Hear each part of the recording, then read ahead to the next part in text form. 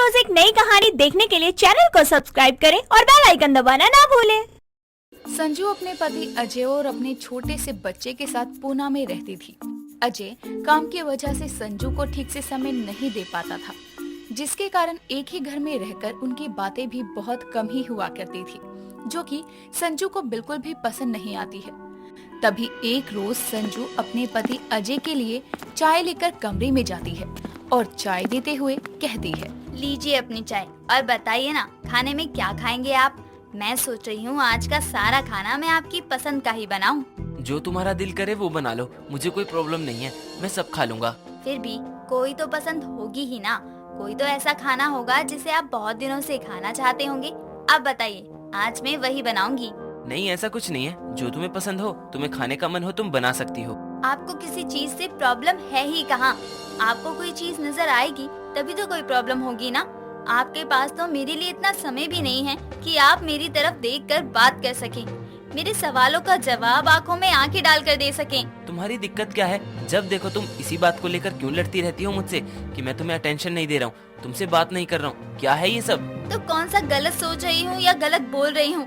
आप ऐसा ही कर रहे हैं ना मेरे साथ। आप तो बस मुझे अपनी बच्चों की आया बना कर लाए हैं इस घर में, इससे ज्यादा मेरी कोई औकात ही नहीं है। संजू, अब तुम बहुत बोल रही हो, अपनी जुबान पर काबू रखो और जाओ यहाँ से, मुझे काम करने दो। काम काम काम, बस यही तो रह गया है आपकी लाइफ में।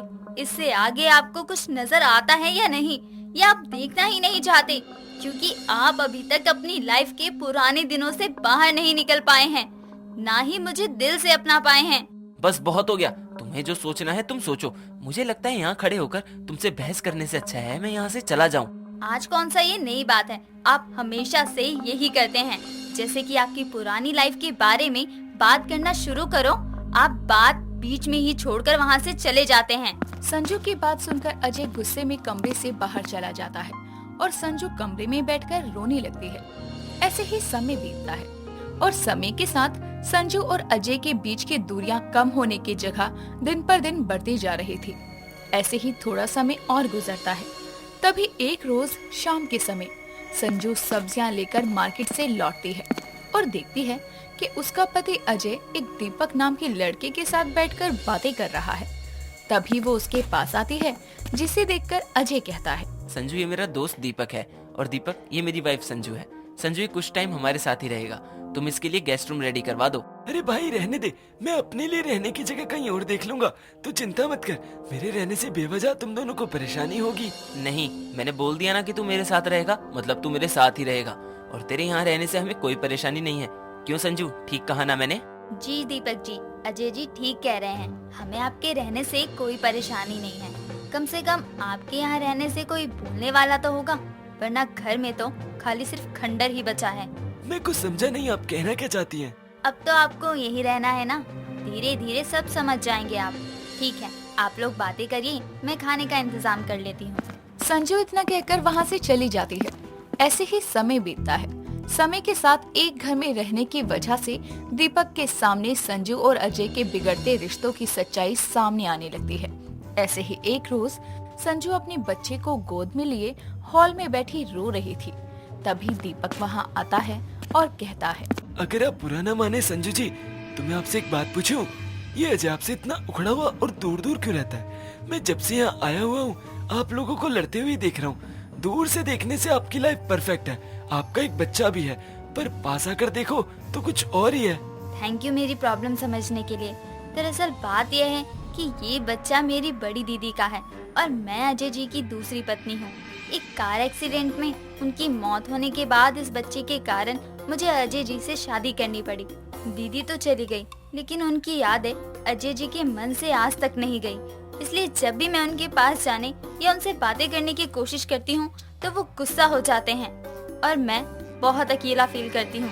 आप चिंता मत करिए, आप इस घर में अकेली नहीं है, मैं हमेशा आपके साथ हूँ। जब भी आपको जरूरत हो आप मुझे याद कर लीजिए। दीपक की बात सुनकर वो उसकी तरफ आकर्षित होने लगती है। ऐसे ही समय बीतता है। समय के साथ दीपक ज्यादा से ज्यादातर समय संजू के साथ ही बिताना शुरू कर देता है और वहीं दूसरी तरफ संजू को भी दीपक के साथ समय गुजारना अच्छा लगने लगता है और उसे अकेलापन दूर करने का सहारा मिल जाता है। देखते ही देखते दोनों एक दूसरे के करीब आ जाते हैं और एक दूसरे को पसंद करने लगते हैं। तभी एक रोज संजू अपने कमरे में दीपक के कंधे पर सर रखकर उससे बातें कर रही थी। तभी उसकी दोस्त राधिका वहां आती है और उसे देखते ही संजू और दीपक दोनों डर जाते हैं। इतने में दीपक चुपचाप कमरे से बाहर चला जाता है। तभी राधिका गुस्से में कहती है, क्या मैं जान सकती हूँ कि ये सब क्या है? तू ऐसे एक अनजान आदमी के साथ? मुझे तो यकीन नहीं हो रहा। तुझे शर्म नहीं आती? शादी के बाद अफेयर करते हुए एक बार भी तूने सोचा अगर अजय को पता चल गया तो तुम्हारे रिश्ते का क्या होगा? नहीं, मुझे इससे कोई फर्क नहीं पड़ता और ना ही उनको हमारे इस रिश्ते के टूटने से कोई फर्क पड़ता है। और कोई रिश्ता टूटा जब है जब वो रिश्ता हो। हमारा रिश्ता सिर्फ नाम के लिए है, जिससे अब मुझे कोई मतलब नहीं है। मुझे भी मेरी लाइफ और मेरी खुशियों के बारे में सोचने का पूरा हक है। तेरा दिमाग खराब हो गया है जो तू शादी के बाद अफेयर करके अपनी शादीशुदा लाइफ को बर्बाद करने में लगी है। अरे तू अजय को लेकर बोल रही है कि उसे इस रिश्ते की फिक्र नहीं है। अगर ऐसा ही होता तो वो अपनी आने वाली एनिवर्सरी के लिए सरप्राइज पार्टी के लिए मुझे यहाँ नहीं भेजता, तेरी पसंद जानने के लिए। लेकिन यहाँ तो कुछ और ही देख लिया। एक बार सोचकर देख लेना, क्या शादी के बाद अफेयर करके तूने सही किया? राधिका और संजू की सारी बातें दरवाजे पर खड़ा उसका पति अजय सुन रहा था, जिसे सुनकर वो चुपचाप वहां से चला जाता है। थोड़ी देर बाद राधिका भी वहां से चली जाती है। उसकी बातें सुनकर संजू परेशान हो जाती है। समय बीतता है। तभी एक रोज संजू रसोई में काम कर रही थी और दीपक पीछे से आकर संजू को पकड़ लेता है, जिस पर वो उसे धक्का मारते हुए कहती है, आगे से ऐसा करने से पहले 10 बार सोच लेना। ये मत भूलो कि मैं एक शादीशुदा औरत हूँ। आज तो तुम्हारे तेवर कुछ ज्यादा ही बदले हुए लग रहे हैं और तुम शादीशुदा हो, ये तुम्हें अब याद आ रहा है। ये बात तुम्हें उस टाइम याद नहीं आई जब शादी के बाद मुझसे अफेयर किया था। अब मुझे अपनी गलती का एहसास है, इसलिए तुम मुझसे दूर रहो बस। मैं तुम्हें कोई टाइम पास की चीज दिखाई देता हूँ क्या? जब तुम्हारा मन किया तब तुमने मुझसे अफेयर कर लिया और जब मन किया छोड़ दिया। अगर तुमने ऐसा कुछ भी करने की कोशिश की तो मैं तुम्हारे पति को तुम्हारी शादी के बाद के अफेयर के बारे में सब बता दूंगा। तुम ऐसा कुछ नहीं करोगे। अगर तुमने मेरी बात नहीं मानी तो मैं ऐसा ही करूँगा। दीपक इतना कहकर संजू के पास जाने की कोशिश करता है।